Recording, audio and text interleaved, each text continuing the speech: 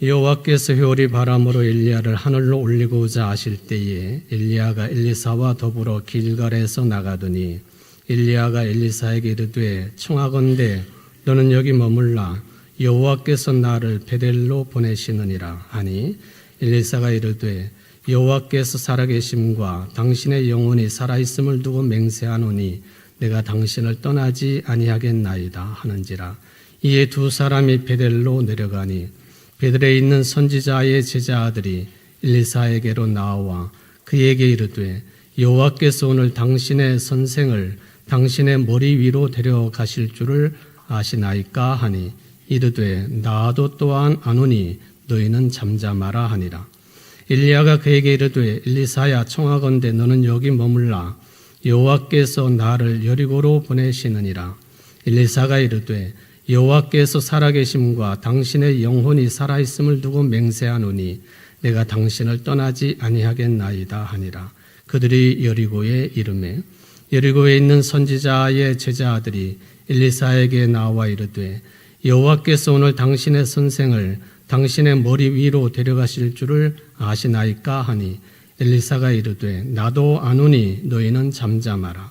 엘리야가 또 엘리사에게 이르되 청하건대 너는 여기 머물라 여호와께서 나를 요단으로 보내시느니라 하니 그가 이르되 여호와께서 살아계심과 당신의 영혼이 살아있음을 두고 맹세하노니 내가 당신을 떠나지 아니하겠나이다 하는지라.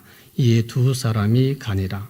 선지자의 제자 50명이 가서 멀리 서서 바라보매 그 두 사람이 요단가에 서 있더니 엘리야가 겉옷을 가지고 말아 물을 치매 물이 이리저리 갈라지고 두 사람이 마른 땅 위로 건너더라. 건너매 엘리야가 엘리사에게 이르되 나를 내게서 데려감을 당하기 전에 내가 네게 어떻게 할지를 구하라. 엘리사가 이르되 당신의 성령이 하시는 역사가 갑절이나 내게 있게 하소서 하는지라. 이르되 네가 어려운 일을 구하는도다. 그러나 나를 내게서 데려가시는 것을 내가 보면 그 일이 네게 이루어지려니와 그렇지 아니하면 이루어지지 아니하리라 하고 두 사람이 길을 가며 말하더니 불수레와 불말들이 두 사람을 갈라놓고 엘리야가 회오리 바람으로 하늘로 올라가더라. 엘리사가 보고 소리 지르되 내 아버지여 내 아버지여 이스라엘의 병거와 그 마병이여 하더니 다시 보이지 아니하는지라. 이에 엘리사가 자기의 옷을 잡아 둘로 찢고 엘리야의 몸에서 떨어진 겉옷을 주워 가지고 돌아와 요단 언적에 서서 엘리야의 몸에서 떨어진 그의 겉옷을 가지고 물을 치며 이르되 엘리야의 하나님 여호와는 어디 계시나이까 하고 그도 물을 치매 물이 이리저리 갈라지고 엘리사가 건너니라. 아멘. 이는 하나님의 말씀입니다. 하나님께 감사합니다. 부활의 계절을 보내고 계시는 여러분들, 오늘 예배 시간에도 부활의 은총, 영광, 그리고 평강이 충만하시기를 주의 이름으로 축원을 드립니다. 제 몸이 평안치가 않습니다.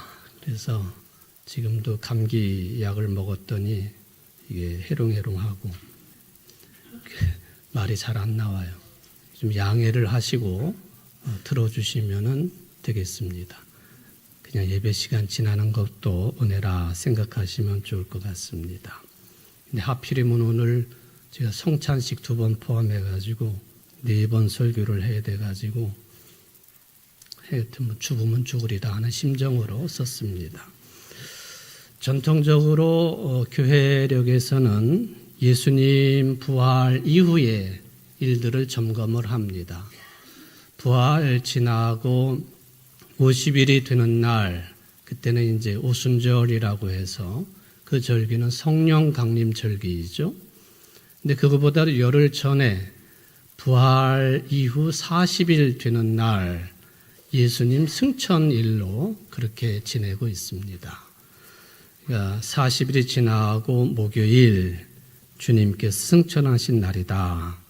우리 개신교회에서는 이 날을 그냥 의미만 밝히고 넘어가지만 가톨릭 국가에서는 대대적인 의식과 퍼레이드를 진행을 합니다. 그리고 그날을 중요한 날이기 때문에 공휴일로 정해서 승천을 기념하기도 합니다. 올해 예수님의 승천일은 앞으로 18일 지난 뒤인 5월 9일 목요일이 예수님 승천일입니다.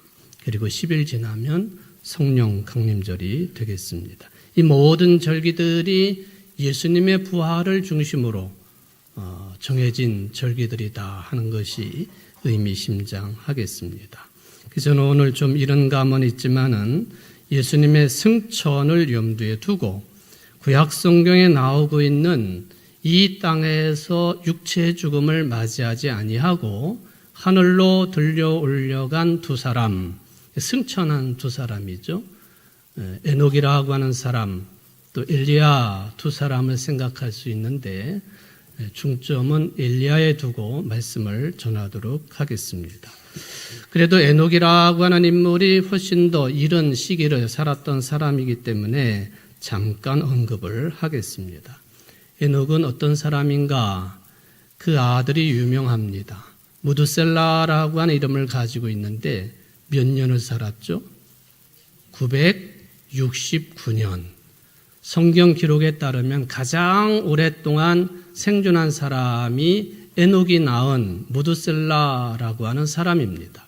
성경 기록에 보니까 에녹이 무드셀라를 낳고 300년 동안을 하나님과 동행하며 살다가 하나님이 그를 데려가심으로 세상에 있지 아니하였다라고 간략하게 기술을 하고 있습니다.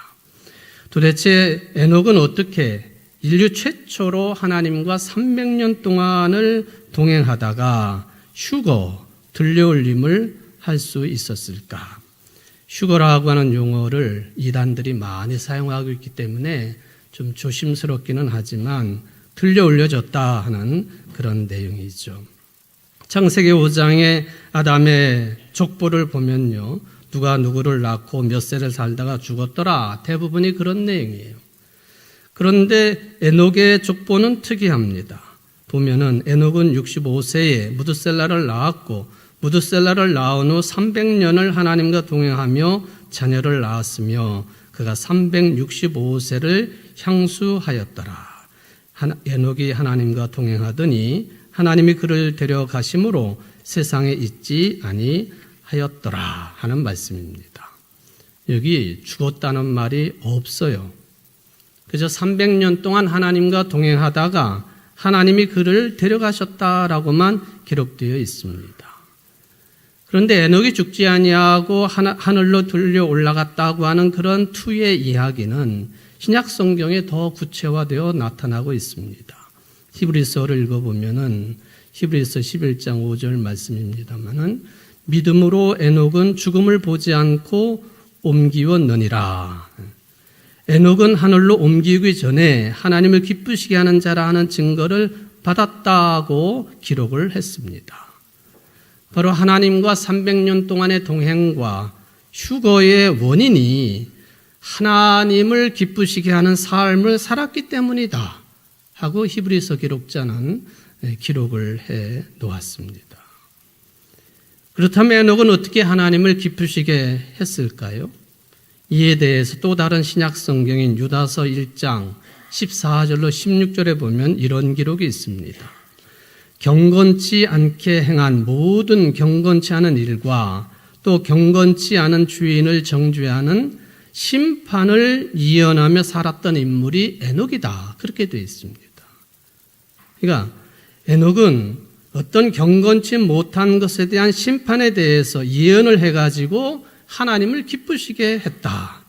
그리고 그런 일을 예언을 통해서 하나님과 동행하는 300년의 삶을 살았다 하는 그런 이야기가 되겠습니다. 실제로 성경에 나오고 있는 내용을 순서대로 보니까 계산을 해보는 것이죠.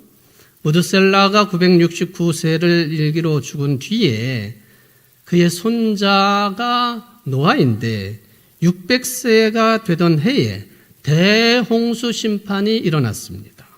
노아의 가족을 제외한 모든 사람이 멸망을 하고 말았습니다. 창세기 7장 11절 말씀이죠.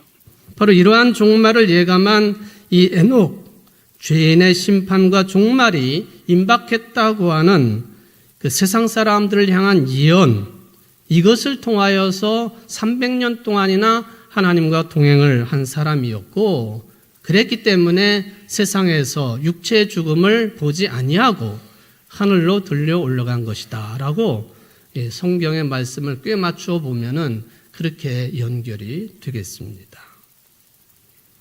에녹이 그랬습니다. 또 한 인물이 있어요. 그게 바로 오늘 성경에 나오고 있는 두 사람이지만 엘리야라고 하는 선지자가 되겠습니다. 작년 5월 22일부터 6월 4일까지 목회자 704명을 대상으로 목회 데이터 연구소라고 하는 연구소가 설문조사를 했습니다. 그 중에 핵심적인 질문이 뭐였느냐 하면은 주로 목사들을 향한 질문인데, 목사님 요즘 목회 활동을 하면서 어떤 감정을 가장 많이 느끼고 계십니까? 하는 그런 질문이었습니다. 주로 8가지 감정이 표출이 되었는데요. 그 중에 앞에 4가지의 감정은 정말로 부정적인 감정이었습니다. 그리고 5번째부터 8번째 감정이 그나마 긍정적인 감정이었습니다. 1등부터 4등까지가 뭐였느냐?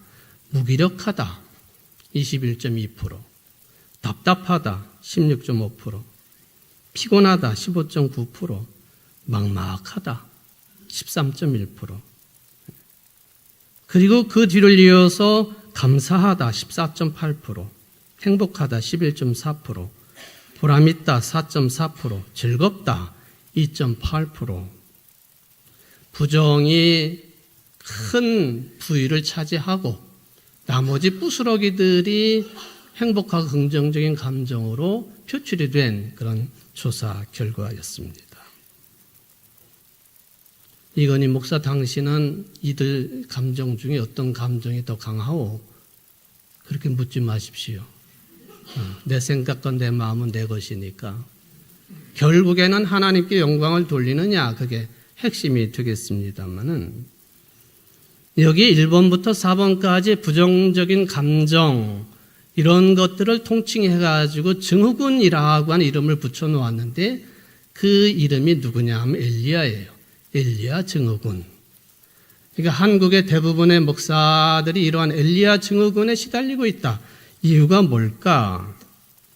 저는 개인적으로 생각할 때에 1970년대 이후로 한국의 교회가 전 세계적으로 폭발적인 성장을 이루었습니다. 옆에를 보아도 교회가 커지고 뒤를 보아도 앞을 보아도 큰 교회들이 세워집니다. 다 그렇습니까? 목회의 성공을 능력으로 경쟁 사회에서 이긴 사람들을 인정해주는 그런 피로 목회의 결과가 지금 이렇게 나타난 것이 아니냐. 이건 목회자뿐만 아니라 일반 성도들도 마찬가지일 것입니다. 목사는 목사대로 목회를 통하여 행복을 누리기보다는 피곤하고 허망하고 자신의 능력 없음에 후회를 가지게 되고, 교인들은 교인들대로 헌신하고 봉사하지만은 행복감을 느끼지 못한 채 피곤하고 지쳐서 탈진을 하는 그런 현상이다 하는 것이죠. 소위 말하면 목회자도 그렇고 교인들도 그렇고 번아웃 상태로 떨어졌다, 그런 이야기입니다. 이런 엘리야 증후군이라는 말을 낳게 된 엘리야, 구약시대 때에 하나님의 말씀을 받아 전하는 예언자 가운데서도 가장 대표적인 예언자였습니다. 그런데 그가요, 하나님께 기도하기를, 하나님 죽여주십시오. 더 이상 못 견디겠습니다. 죽여주십시오. 그런 전력이 있습니다. 기원전 9세기 북이스라엘 종교적으로 가장 타락한 시대에 활동을 한 인물입니다. 당시 임금이 아합이에요. 아합도 아주 거칠고 나쁜 왕이었지만은 그의 부인 이방인 출신 이세벨은 더하면 더했지 덜하지 않았습니다. 사마리아 왕궁에 바알 신상을 세웠습니다. 많은 이스라엘 백성이 바알 신이 복을 준다고 믿고 살아갈 때에 엘리야는 그게 아니다, 여호와 하나님만이 참 하나님이라는 유일신앙을 강력하게 선포합니다.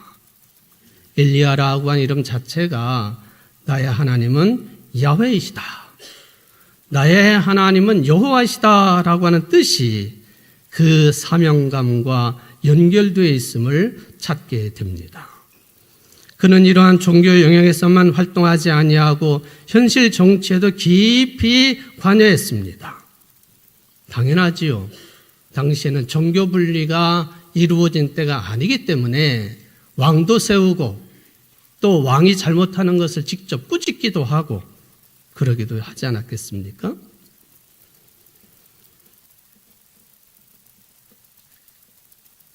이런 엘리야를 우리가 생각을 해보면은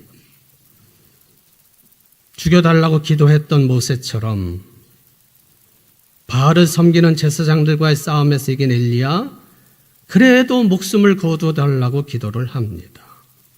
이것은 엘리야라고 하는 사람이 우리와 같은 성정을, 모든 인간들과 비슷한 성정을 가지고 있는 사람이기 때문에 하나님의 일을 하고 있지만 역시 탈진과 회복을 반복하는 삶을 이룬 사람이다. 그것을 확인을 해볼 수가 있겠습니다. 17세기에 제작이 된 엘리야라고 하는 이콘 그림이 있습니다. 현재 그리스 아테네 비잔틴 박물관에 보관되어 있는 엘리야입니다마는 이 작자가 이 엘리야를 표현을 하는데요. 어떻게 표현을 했느냐? 멜랑콜리커, 사진을 한번 보여주실까요? 네, 이겁니다. 멜랑콜리커. 우리가 멜랑꼬리라고 하는 말을 가끔 사용을 하는데 우울해 보이는 사람, 좀 구슬픈 모습을 가지고 있는 사람, 이유도 없이 같은 연결점이 되겠죠. 이 엘리야 이콘에 보면은 엘리야를 무기력한 사람으로 표현을 합니다. 멜랑콜리커. 그걸 어떻게 할 수 있느냐? 저런 성화에서요, 그 주인공이 손을 자기 턱에 괴고 있으면 이건 멜랑콜리커입니다. 우울 증세에 시달리고 있든지 아니면 아주 심각한 문제에 정신적으로 시달리고 있는 사람, 그런 사람을 그릴 때에 손을 가지고 턱을 괴는 모습으로 상징적으로 그렇게 그려놓는다는 거예요. 여러분들이 이런 이콘이나 성화를 보실 때에 저런 모습으로 나오면 저 사람은 정신적으로 굉장한 시달림을 받고 있구나, 그렇게 보시면 되겠습니다. 제가 이렇게 하고 있으면 그렇게 알아주십시오. 여러분들도 마찬가지예요. 제 앞에서 이렇게 하고 계시면 내가 조심해야 되겠구나. 멜랑콜리커입니다.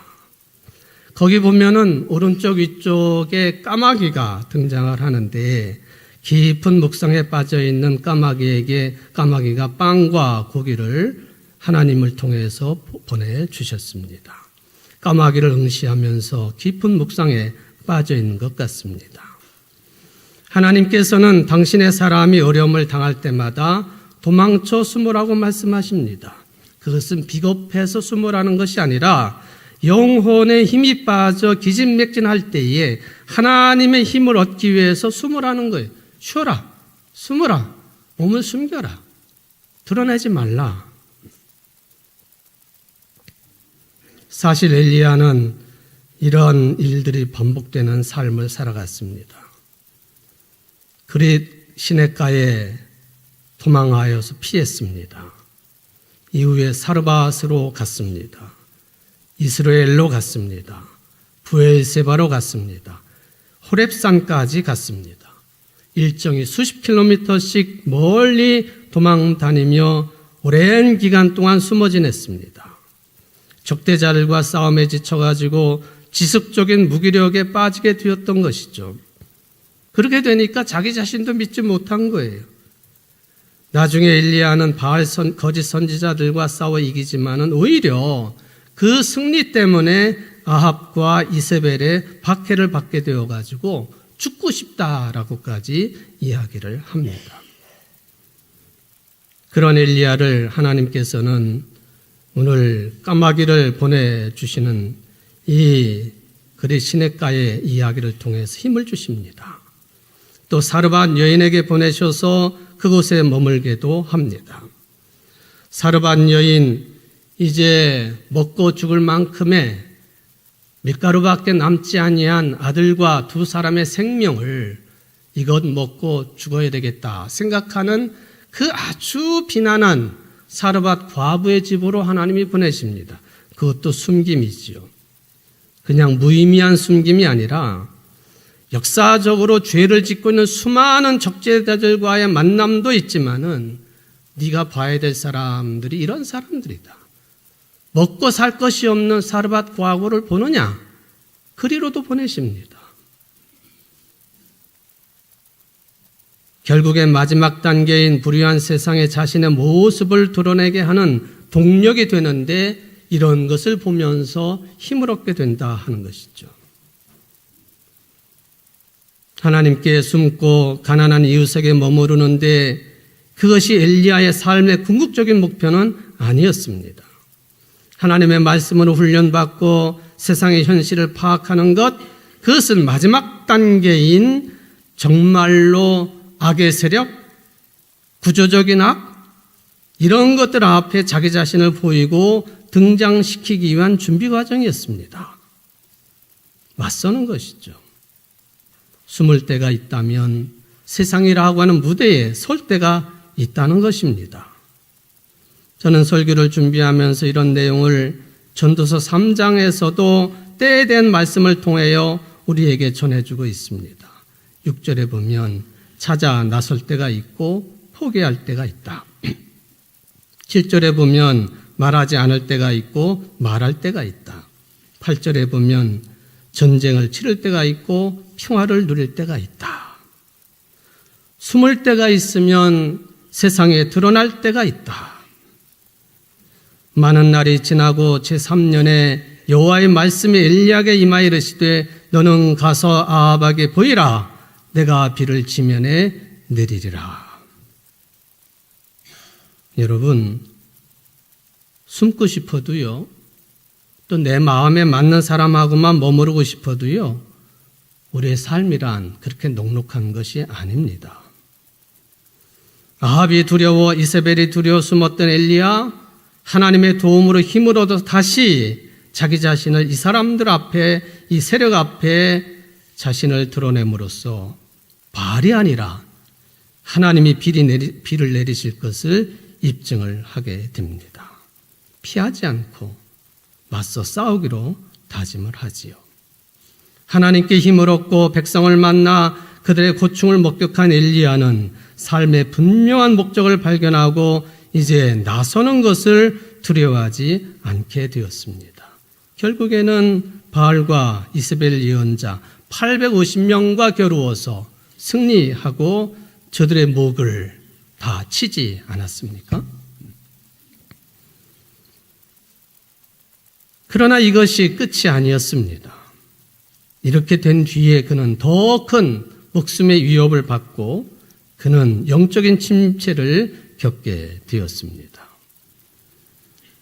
이세벨이 엘리야를 죽이겠다고 그는 사회적인 고립을 당할 수밖에 없었고 혼자일 수밖에 없었고 앉아서 죽기를 원하는 부정적인 사고의 사람이 될 수밖에 없었고 하나님에 대한 분노가 더 강해질 수밖에 없었습니다.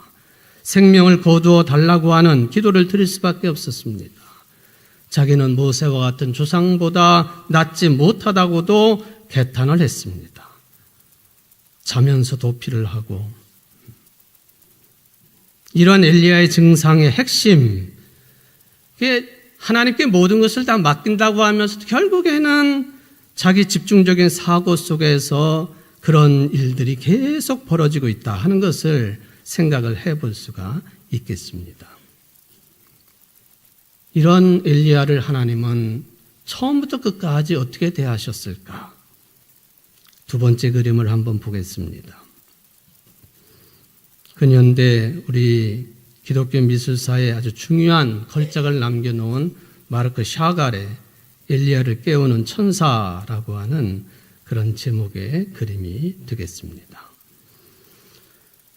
여기 엘리야를 깨우는 천사, 엘리야의 머리맡에는 물병이 놓여 있고 먹을 것이 놓여 있고 엘리야는 잠에 빠져 있습니다만은, 근데 엘리야를 바라보며 엘리야에게 손길을 내밀고 있는 저 천사의 손길이 좀 명확하게 여러분들이 보실 수는 없겠지만은 집에 돌아가셔서 자세하게 살펴보시기를 바랍니다. 마치 미켈란젤로가 시스티나 성당의 천정에 그려놓은 천지창조 중에 하나님의 손과 아담의 손이 만나지는 않지만은 하나님의 그 부드러운 손길이 아담에게 미치는 것처럼 천사의 손길이 저렇게 침체되어 있고 방황하고 있고 죽을 고생을 하고 있는 엘리야에게 아주 사랑스럽게 그리고 조심스럽게 다가가고 있는 모습으로 그려져 있다는 것이 특징입니다. 이게 샤갈이 어떤 감정을 가지고 엘리야를 깨우고 있는 천사의 그림을 그렸는지 짐작이 가지 않겠습니까? 피로감에 사로잡혀 있는 이 엘리야에게 하나님은 천사를 통해서 말씀하십니다. 일어나서 먹어라. 갈 길이 아직도 많이 남았다. 2번이나 말씀을 하십니다. 일어나서 먹어라. 갈 길이 아직도 많이 남았다. 일어나 보니까 구워낸 빵과 물 한 병이 머리맡에 있었습니다. 지쳐 피곤한 엘리야, 죽고 싶다고 기도하는 엘리야에게 하나님은 다그치지 않으셨습니다. 그저 일어나 먹으라고 말씀하십니다. 부활하신 예수님을 2번씩이나 만났던 제자들 7명이 디베랴 바닷가로 도망쳤을 때에 오셔서 저들에게 아침을 지어주셨던 주님처럼 하나님은 언제나 끝까지 하나님의 사람들을 향하여 부드러운 손길로 일어나 먹으라. 일어나 먹으라. 힘을 내라. 아직도 내 사명이 남아있다. 그렇게 말씀을 하신다는 것이죠. 이러한 엘리야의 모습을 세상에서 그 모습을 정말 당당하게 마지막 사건이 있다고 한다면 오늘 본문에 있는 하늘 승천 이야기입니다. 엘리야가 세상을 떠난 마지막 장면 이야기죠. 여기 엘리사가 동행을 했습니다. 엘리야가 평소에 드라마틱한 삶을 살았다고 했지만은 그 마지막 장면도 역시 매우 특이합니다. 엘리사가 계속 따라오려고 하니까 여기 머물라 하지만 엘리사는 이미 엘리야가 하나님의 부르심을 받을 것이라고 하는 것을 인지하고 있었기 때문에 끝까지 따라갑니다. 오늘 본문에 나와 있습니다. 정말 마지막 순간이 되었습니다. 엘리야는 제자 엘리사에게 내가 세상을 떠나기 전에 네가 원하는 게 뭐냐 하고 묻습니다. 엘리사가 감히 성령의 능력을 갑절이나 더해달라고 요청을 했습니다. 엘리야가 놀란 요청이기 때문에 그래, 이 뒤에 나에게서 특별한 일이 벌어지면은 너에게도 그 일이 이루어질 것이다 하고 대답을 합니다. 두 사람이 대화를 나누면서 요단 광야를 지나는 중에 갑자기 불수레와 불말이 나타나가지고 두 사람을 갈라 놓았습니다. 엘리야는 회오리 바람을 타고 하늘로 올라갔습니다. 두 사람이 길을 가며 말하더니 불수레와 불말이 두 사람을 갈라놓고 엘리야가 회오리 바람으로 하늘로 올라가더라. 엘리사가 외칩니다. 내 아버지요, 내 아버지요, 이스라엘의 병거와 그 마병이요, 엘리야의 하나님은 어디 계십니까? 하고 엘리사가 외쳤습니다. 그 뒤로 엘리야는 보이지 않았습니다. 엘리사는 왔던 길을 되돌아가기 위해 요단강 강가에 서서 엘리야가 승천하며 떨어뜨리고 간 겉옷으로 요단 강물을 내리치고 강물이 갈라섰고 엘리사는 자기의 거처로 돌아갔다. 이게 본문의 요지가 되겠습니다. 도대체 엘리야에게 무슨 일이 벌어진 것일까요? 이 시기적으로 보면 2800년 전에 일어났던 일입니다. 세 가지 자연현상, 불수레가 나오고 불말이 나오고 회오리 바람이 등장을 합니다. 엘리사는 엘리야의 흔적을 엘리야의 겉옷 외에는 그 어느 것도 찾을 수가 없었습니다. 50명의 제자들을 통해 가지고 며칠 동안을 엘리야의 죽음을 찾았지만 찾을 수가 없었습니다. 따라서 고대 이스라엘 사람들에게 엘리야는 불말이 끄는 불수레를 타고 회오리바람을 이용해서 하늘로 올라간 사람으로 남아있게 되었습니다. 그런데 이것은 자연스러운 모습은 아니지 않습니까? 왜? 사람은 모두 다 죽게 되어 있어요. 예수님도 돌아가셨는데 어떻게 엘리야가 죽지 않았다고 말할 수 있겠습니까? 하나님께서 아담에게 너는 흙이니 흙으로 돌아갈 것이니라. 엘리야가 죽지 않고 승천했다. 하나님의 이 말씀에 절대적으로 어긋나는 현상입니다. 오늘 본문도 엘리야가 죽지 않았다. 그렇게 말씀하지 않습니다. 하나님이 엘리야를 하늘로 올리셨다 하고만 말씀하십니다. 그 말은 곧 정말로 쉽게 말하면 엘리야의 수명이 다했다 그 뜻입니다. 저도 여러분도 언젠가는 수명이 다하는 날이 있겠죠. 하나님이 불수레와 불말과 회오리 바람을 보내셔서 우리를 하늘로 올리실 것이다 라고 하는 믿음을 가지고 있습니다.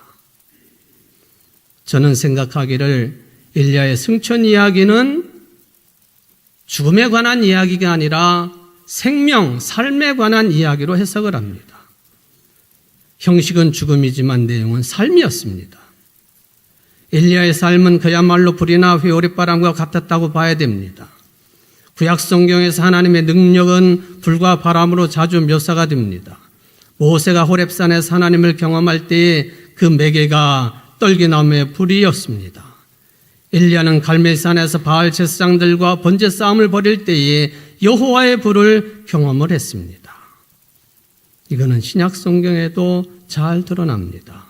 오순절 성령 강림 이야기죠. 두 가지 현상인데 하나는 바람이고 하나는 불이었습니다.